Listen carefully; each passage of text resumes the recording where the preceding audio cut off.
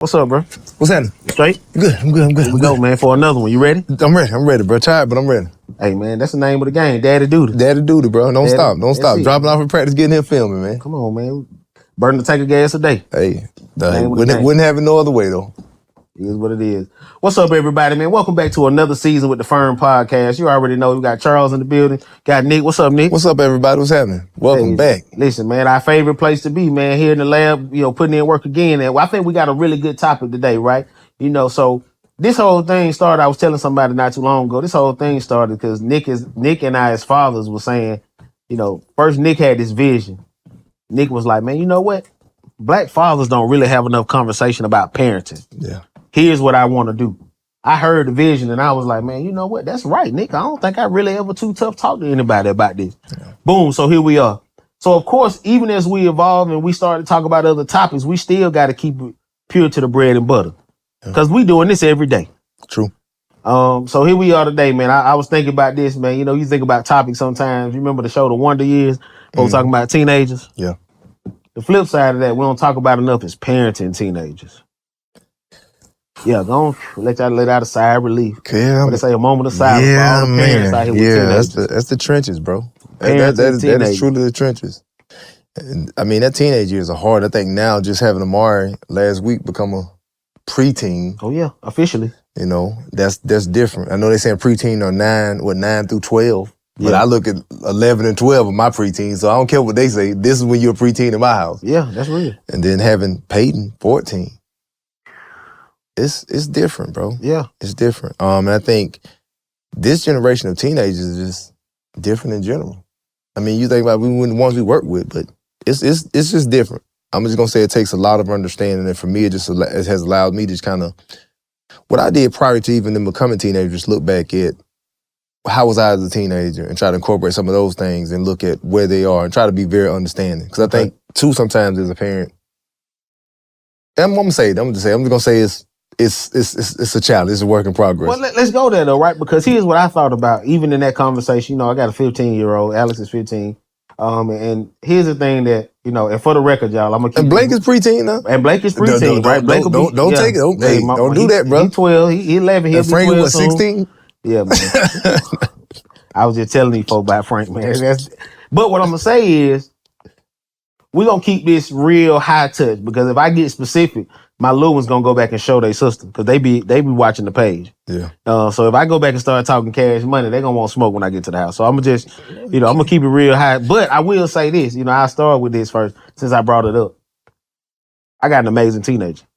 I mean, absolutely phenomenal, amazing. Like, I don't worry about most of the other stuff, but you just said something.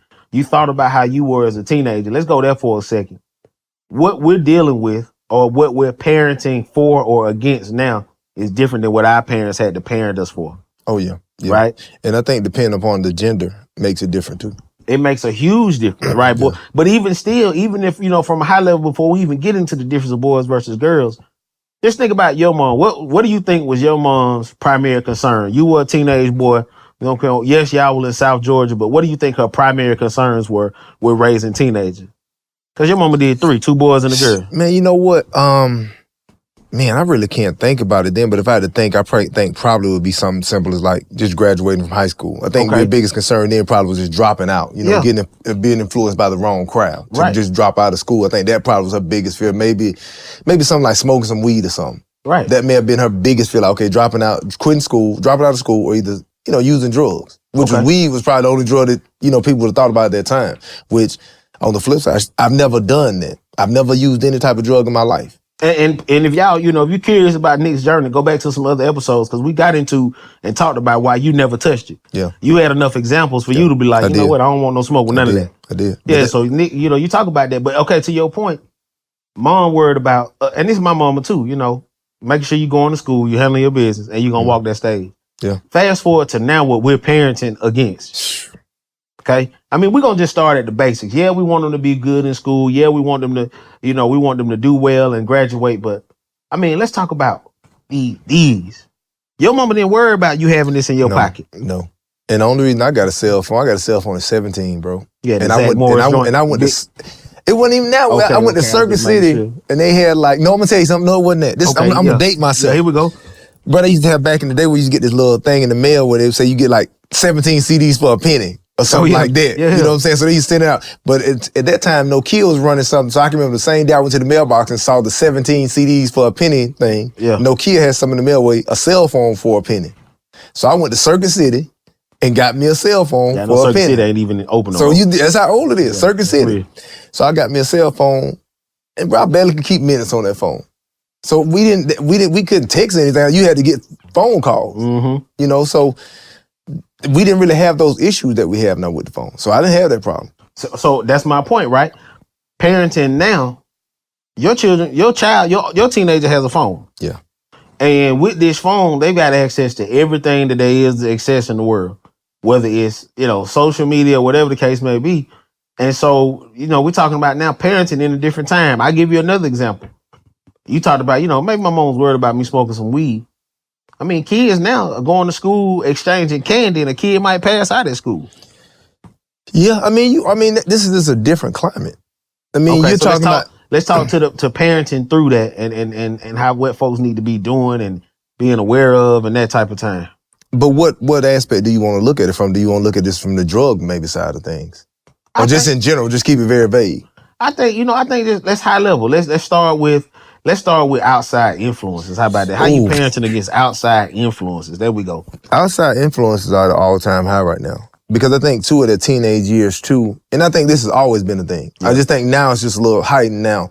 Because parents are always worried about when you get a teenager, you're parenting against the world now. Yeah. Because again, the acceptance or the recognition of their peers almost mean more than what mom or dad say. Mm-hmm.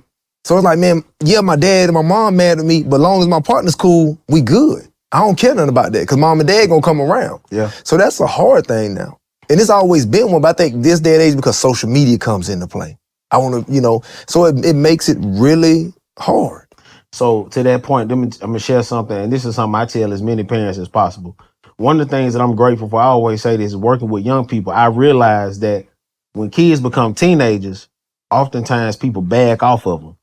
Yeah. And you give them more freedom. And I feel like just from observation and what I've seen, for me and my parenting style, now it's time to really lean into them. And I'm not talking about like riding them harder, like, from a discipline standpoint, I'm talking about loving on them harder. Yeah. You know what I mean? Like intentionally loving on them some more. Because to your point, they just looking for that acceptance. They looking to be a part of a crowd. They looking to fit in.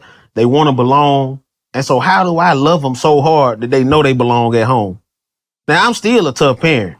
You still got to be you. Yeah, I still. But you know what?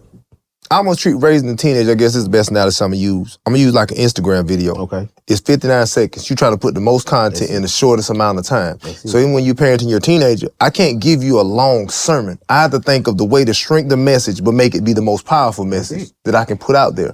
Because again, their attention span is this long. That's it. And sometimes it's something very quick and to the point. And like with my kids, a lot of times I may drop something really quick, but then I may say, you got to make some choices too. Mm-hmm. Because even in life, when you're raising teenagers, you got to let life do a little bit of life in there too, because sometimes as parents, I'm going to use another analogy. It's like drowning. I got to let you just drown a little bit, figure it out a little bit. You know what I'm saying? Yeah. But I'm going to be close enough to where if you get too rough, boom, I got you. Yeah. Because again, they got to see some things and they got to learn their critical thinking skills too, because they have to learn how to implement the resources and the values and the tools that we put into them through this journey. Because again, has Charles or Nick really done anything if they don't know how to use them tools that we put in their toolbox? That's real. So that allows them to do so. But again, when you find yourself lecturing, bro, they done checked out. They done checked out. So to your point, when I thought about myself as a teenager, when the conversation went past maybe 10 minutes, I was long gone. Yeah, you were done. I was there physically. I know how to be alert enough to say yes, ma'am. I knew how to make sure, I'm not showing any signs or nothing on my face. No. Man, I was thinking, man, listen, I go back here and get my room straight. Then I know she's going to leave me alone after that. It'll be all good. Yeah, I'm getting the phone. Yeah, I'm going to get on the phone. I'm play my game. Yeah. She told me not to do nothing. So if I just say yes, ma'am, I don't talk back, I know for a fact this will blow over. Yeah. So I know, to your point, I know that. And so let me offer a strategy. Here's something I use. I use just those moments that we get. When they're in the car, they can't go nowhere. Where they going? Yeah. You know what I'm saying? So I may find an example, or I may see somebody outside, or I may hear a point of news on the radio. And to your point, I might take that one little clip give them something for about 2.5 minutes, ask them a question, and then we change the topic by something else. Or I use stuff like music, like we were talking earlier.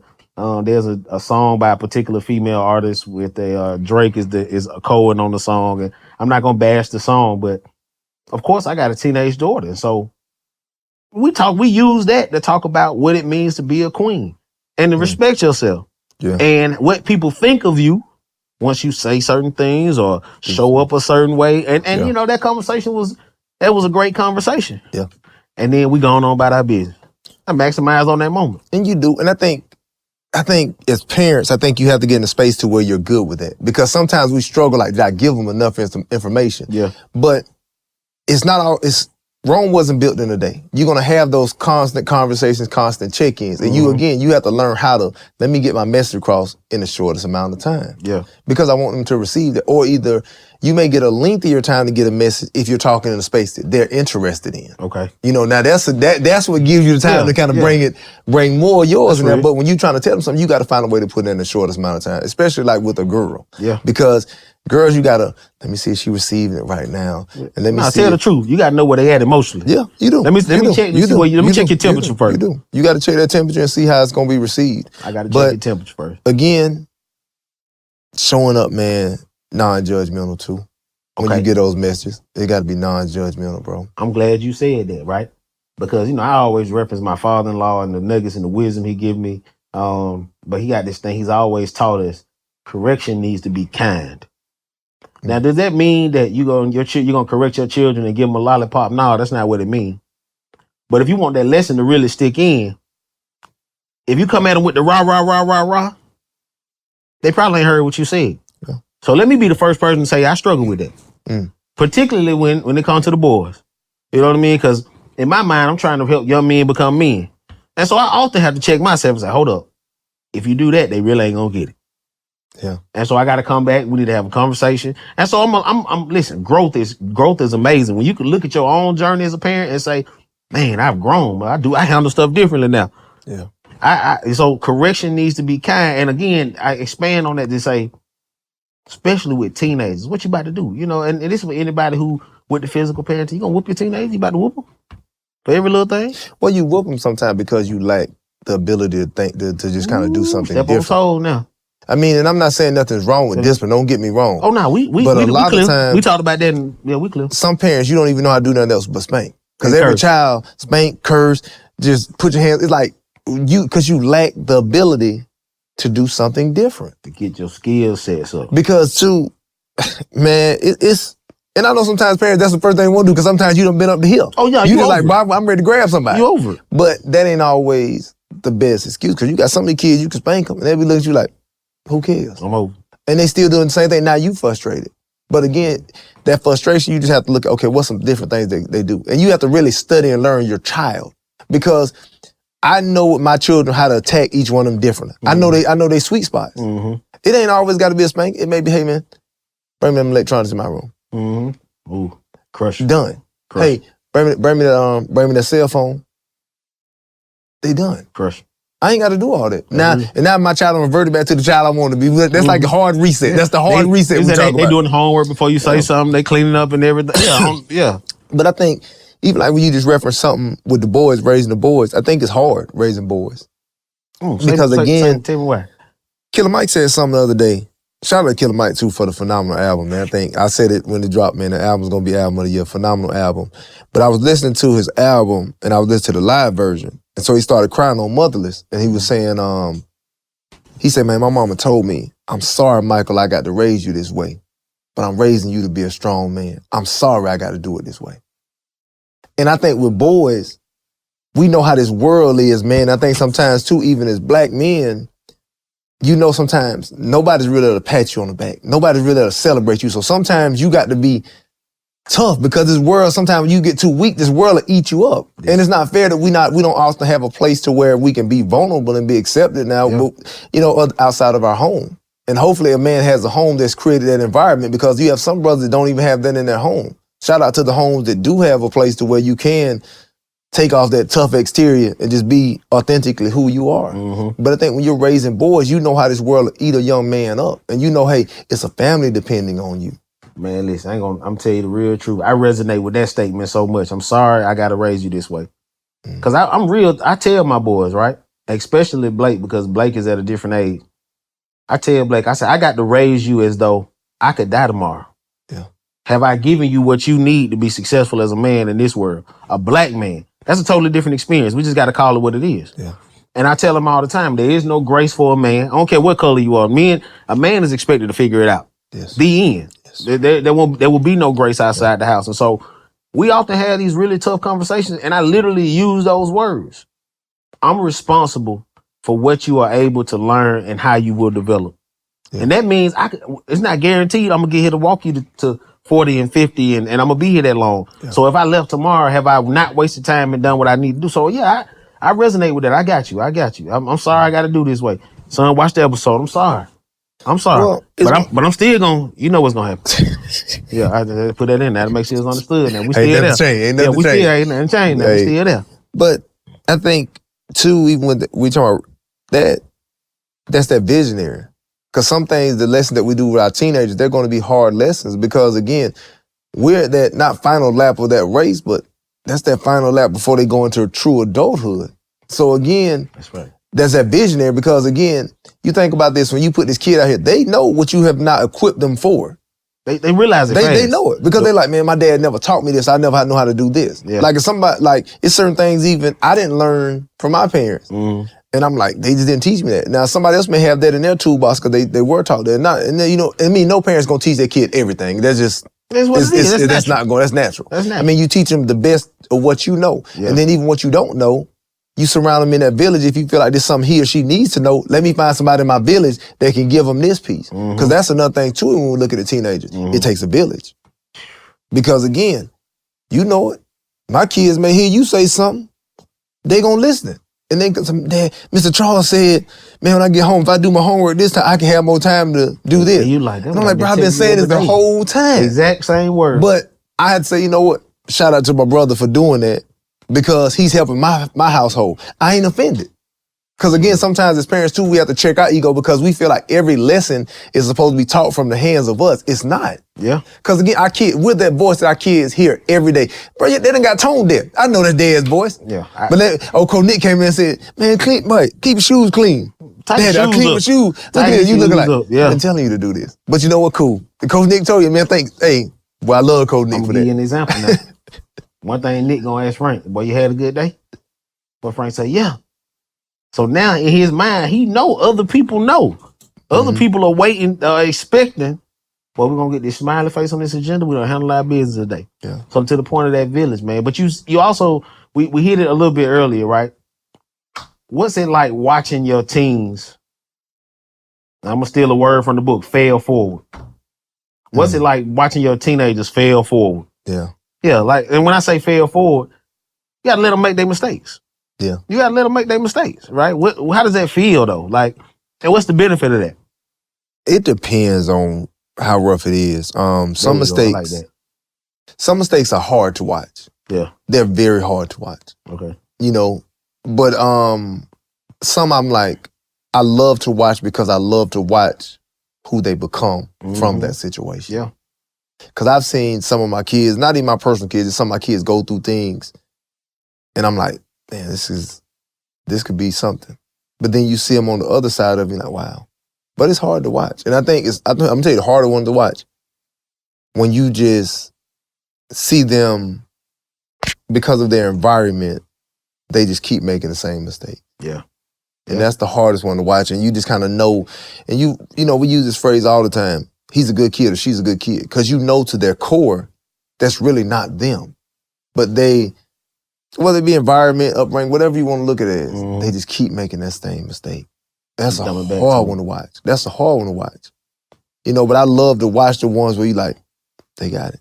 Because I love to watch my kids come back and tell me, I think Peyton had something, I'm going to use a personal situation, Peyton had something. She was dealing with something with sports. And I think she was ready to quit. But she just said, Dad, I ain't going to do it. I ain't going to quit.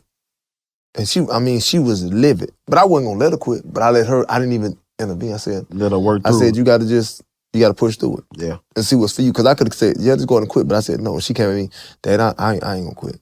I ain't going to let them see me quit. That's real. That's huge. Yeah. That's huge. I mean, what about you? Man, I think that's the art of discipline teenagers, right? Is that, to your point, if I've done what I need to do and I've put that into them early on, then what I'm really waiting to see is I gotta test it before they leave my presence. I gotta let them test their knowledge and their skill set. I gotta let them test and see where they are and what they know. Yeah. So I gotta let them take their bumps and their bruises. Yeah. And so when I watch them make them live in-game adjustments, one is coach and dad. Okay, I need to tighten up on this a little bit.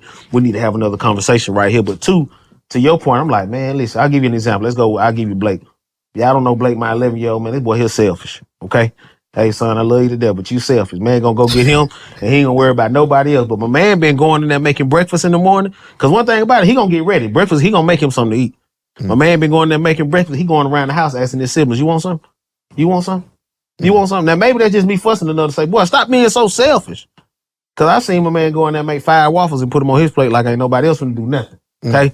And he's skinny, ain't big at all, but I seen him clean up. Boy, you rich, boy. My grandma wouldn't dare let you put 5 on them joints on there. 5? Hey, listen, man. Let me tell you now, something. I will say this, man. Listen now. Woo. You pushing it, boy. You rich, boy. But he'll go and do that. But even in that, now he going around, he checking on folks, and he like, hey, you want something? Now, I don't know if he really want to do it, or he just don't want to hear me fuss at him. Yeah. Either way, he learned the skill. Yeah. If I go and get this done, Dad ain't gonna say nothing. I'm gonna let it ride. Yeah. And that's the name of the game. Well, but let's talk about the joys of parenting teenagers.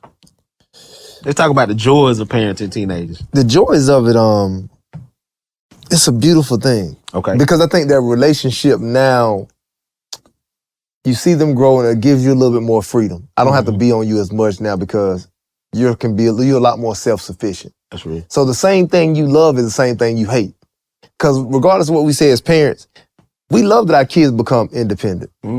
But then we hate that they're not dependent anymore. Because we still want, because now it's like, you almost look sometimes, even me, I'm like, what the hell y'all need me for? Dang, I'm just the money man.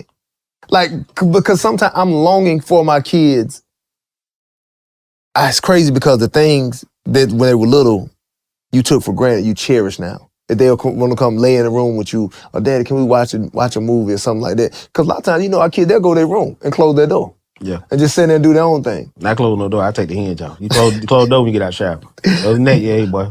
They kind of do their own thing. Because you know how it was as a teenager. You know, mom over here, you ain't want to be a mom or dad all the time. Yeah. So now when they want to be with you, it means a lot. I agree. So that's probably my biggest joy, like watching them grow and become themselves. And I think even me and Peyton were talking about something, because I talk to my girls all the time with this teenage journey too about branding. Yeah. About being a brand. Kind of much like you hit on, like, you have to establish who and what you want to be. Okay. And that's what people are going to see you as. If they see you, if you want to be this girl here, you be that girl, And so seeing them say, Daddy, I see what you were talking about when you said this. I said, you get it.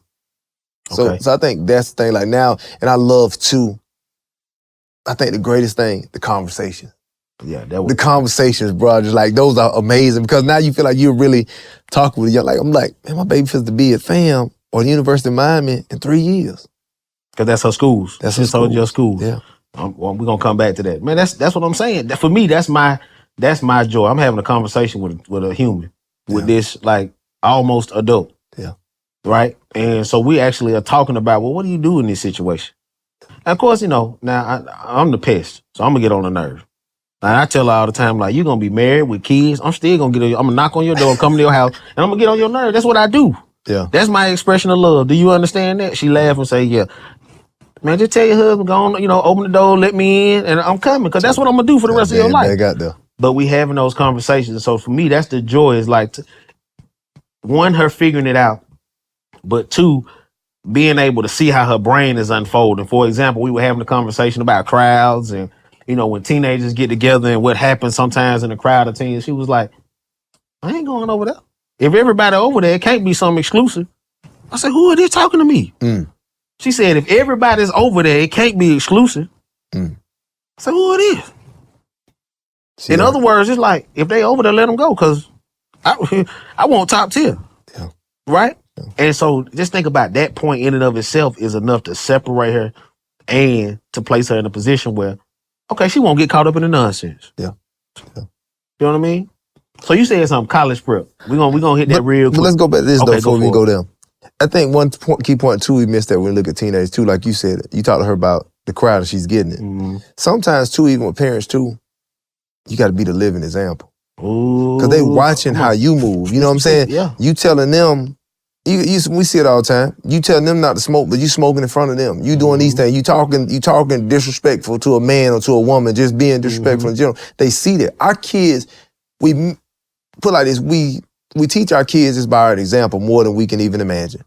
Because they watch how, my kids, even like I think we used it with Frank one time. Frank sees how you greet people. He gonna go greet them the same way you greet them. Yeah. Your kids are watching how does my dad talk on the phone? How does my dad walk around? Oh, my dad, when he get out of the car, he put cologne on. My dad's happy, this, that. They watching that, especially teenagers. Let y'all know something. My boy Frank won't put on no regular lotion, man. He only gonna put on the scented stuff.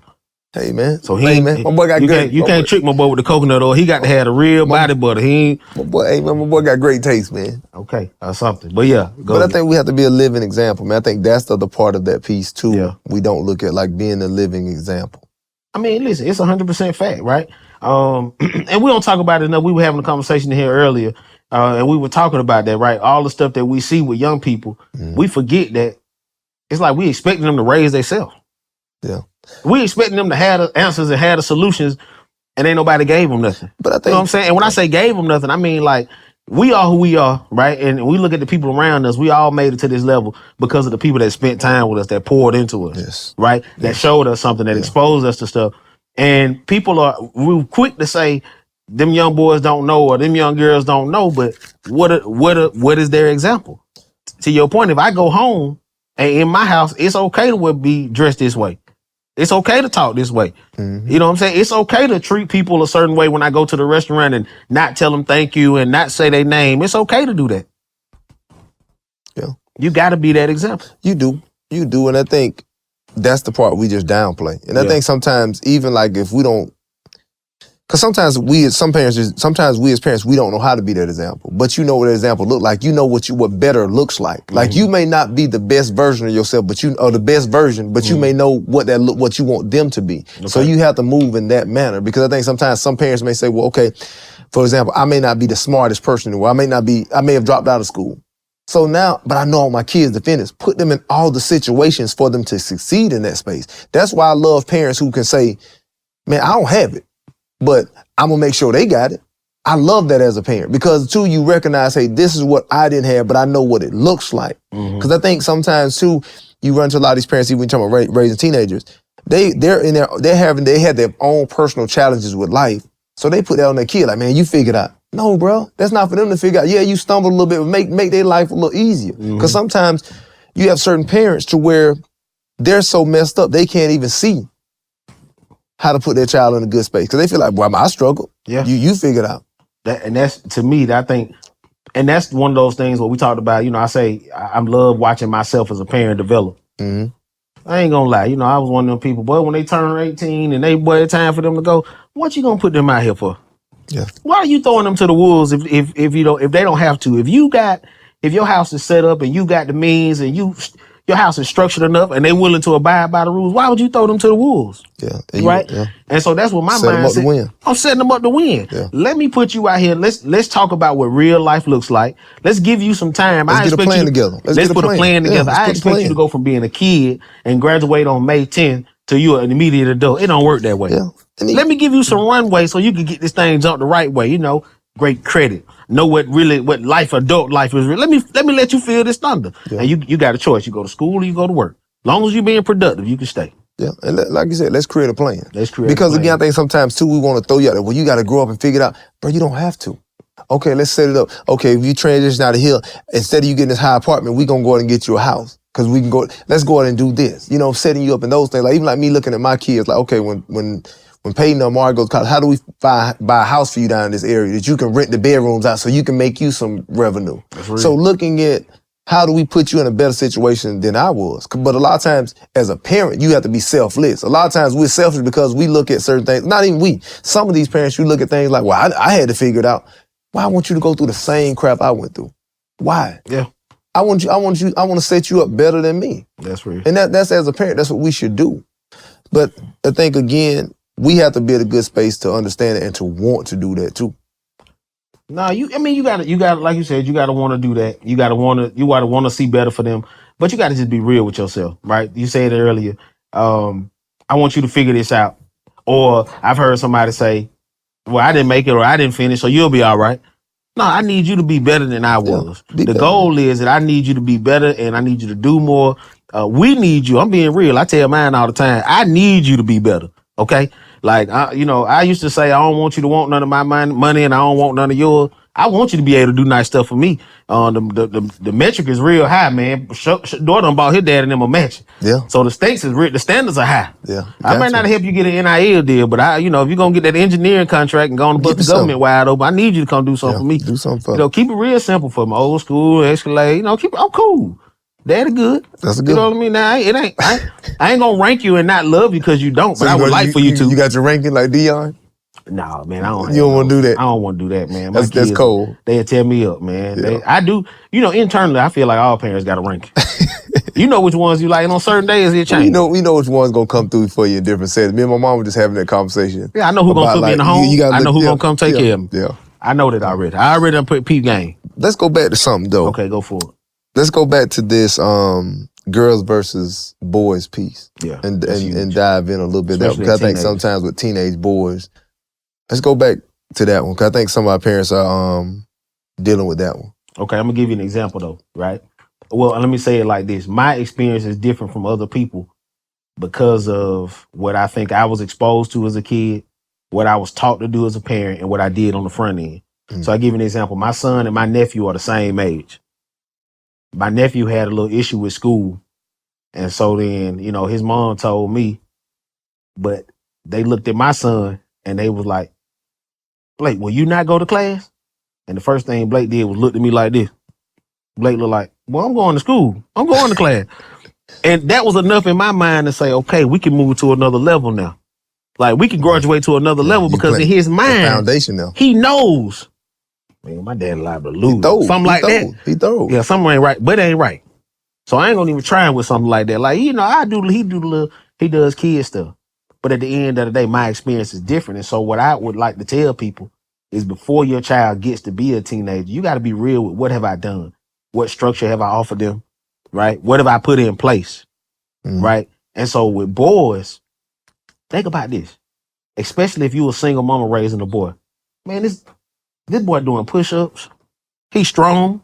Yeah. You ain't set no boundaries. He ain't never been checked. Mm. And now he's smelling himself. What do you do? Yeah. You created your own monster. You created the monster. And so to those people, I advise you to recognize that I don't think it's ever too late, right? Unless your kid is, if they out here El Chapo and they swinging the chopper, go on and put the life insurance policy and it might be, right? But it ain't too late. Get you a network of people. Lean into you a support system who can help you through that. Don't fight this thing on your own. We always talk about don't ever suffer in silence. Admit that you need some help, but then you got to get out the way. Because when Nick show up, Nick know how to raise boys. Even if he don't have no boys, Nick know what it took to make him a man. Yeah. And so if you ask Nick for help, get out the way. Yeah.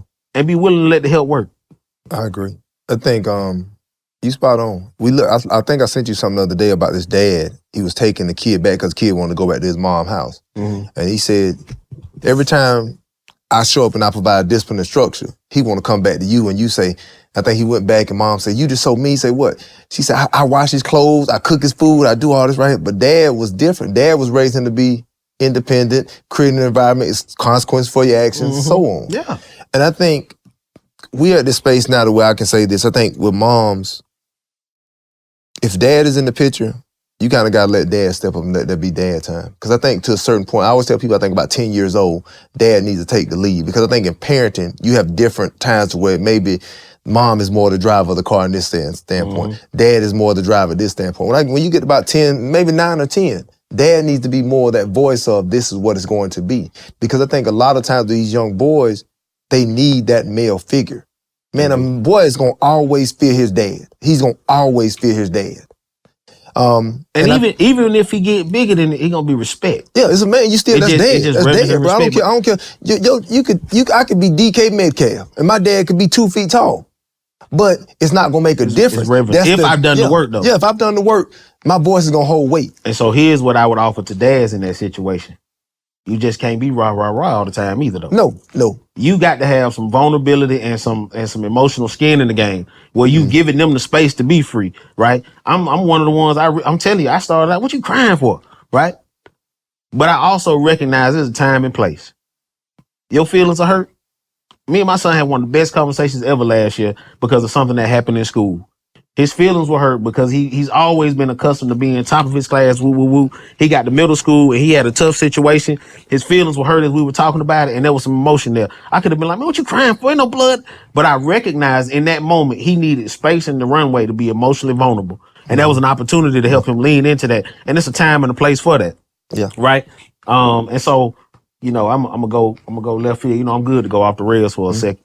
I heard Shaq say you don't confide in a woman. Because they'll use it against you later. Shaq ain't married.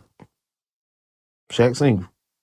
I ain't telling you that Shaq got all the advice, and Shaq might be an amazing businessman, but Shaq might have fumbled the bag with the wife. Well, I ain't saying, that never be vulnerable at any point. I think that's a downside of it. I just think even when you're talking about vulnerability, you have to, again, I've said it before, you can't really be a man if you can't be vulnerable. And sometimes if somebody uses that against me, so what?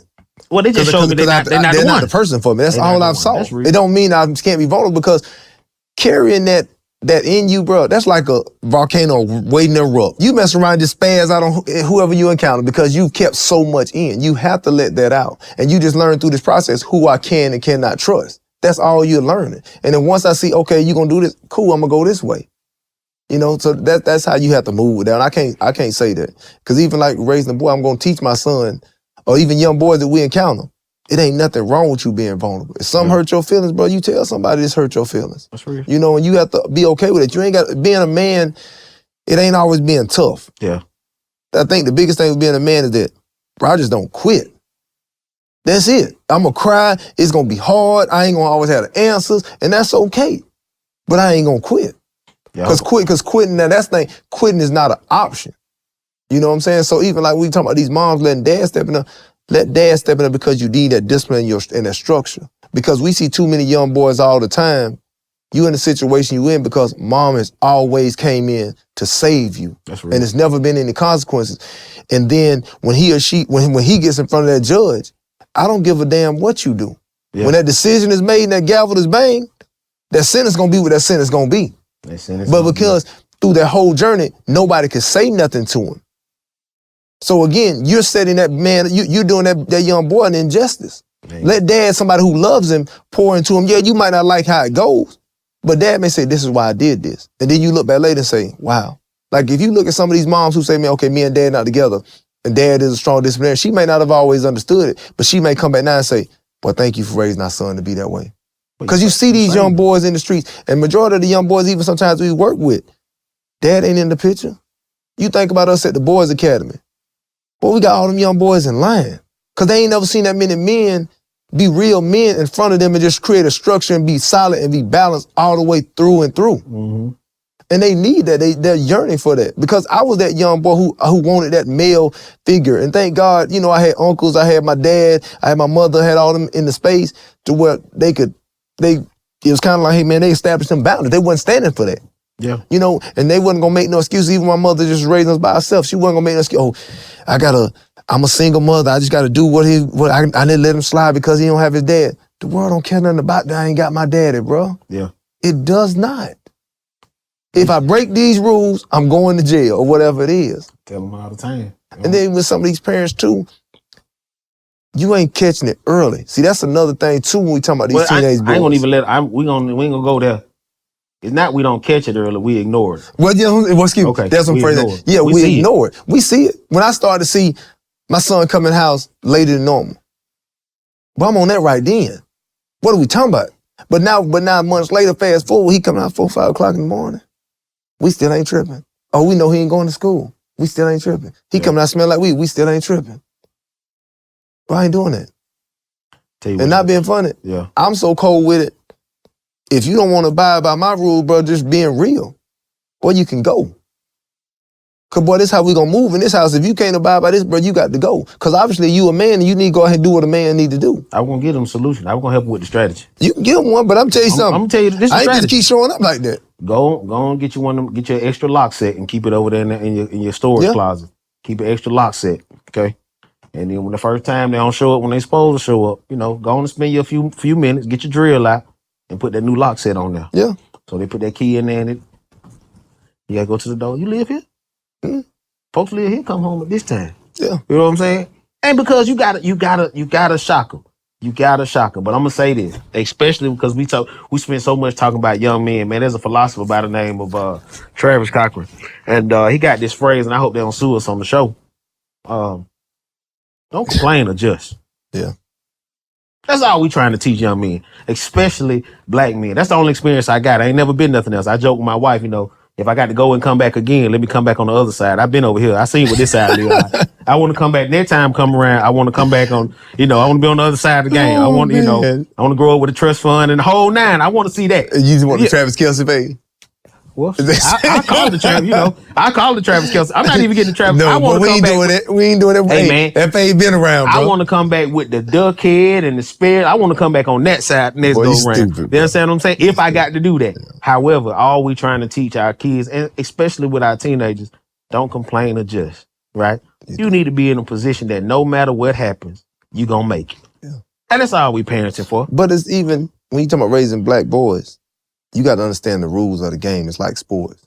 You truly win at this game when you understand the rules. Stop trying to define the rules, because every part of these rules ain't set up for us. And you have to know that. Yeah. You're a fool to keep thinking, well, this ain't gonna happen to me. No, bro, you've seen this before. Yeah. Set yourself up to win, not to fail. And a lot of times we're playing on the edge, and that ain't favorable for us. We already got too many things stacked against us to play on that side of it. That's why even like me as a young boy, I just had too many examples. And that's why I always tell these kids now, the way the game is done now, a lot of these kids want to be gangsters or thugs. The lane is opening up for a kid who just want to do the right thing. You can just really walk right into your destiny. It's still wide open, Because even like when I was a teenager, man, everybody wanted to be an athlete. Boy, you wanted that Letterman's jacket from your school. You had cats that were wearing Letterman jackets in the summertime. Because you wanted to show people you had your Letterman jacket. Now, you can't even find a Letterman jacket around here no more. You probably don't even know if a school has a Letterman jacket. But that's all we wanted. But now everybody wants to be, I want to be a gangster on social media. I want to be this and that and third. So Charles comes along, he wants to be a good kid or do the right thing. It's just opening up because everybody's doing this. All Charles doing is walking into his greatness. Because people say it's not opportunities out here for our young people. It's opportunities for days. Even like, we go, you just referenced Trav, even like at the studio. You talking about that's a multi-million-dollar business. And you got individuals that are willing to give our kids game for free. Internships that could be lucrative internships. But we don't want to take advantage of it. And these gentlemen saying, come get this game for free. I'm glad you said that. I'll give you a closing thought. The opportunities are there. But the folks who are giving our kids opportunities don't have time to raise them. And so we got to have done our part.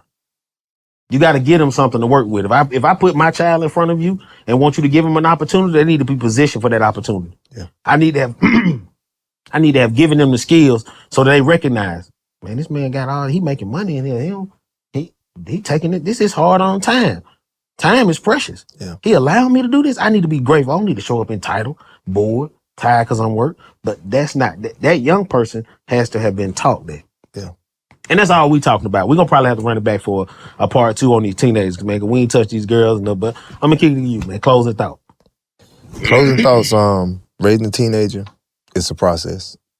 It's truly a marathon. It's going to be ups and downs. I just think with parents, you just have to show it with a high level of empathy. Yeah. And remember, too, man, you were once a teenager. You didn't have it all figured out, but you thought you had it all figured out. That's real. You thought you knew. You thought you knew it all.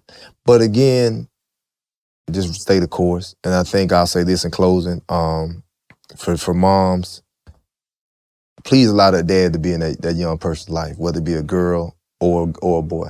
They need their father through them teenage years. And for dads, if you're not in that space, your kids need you.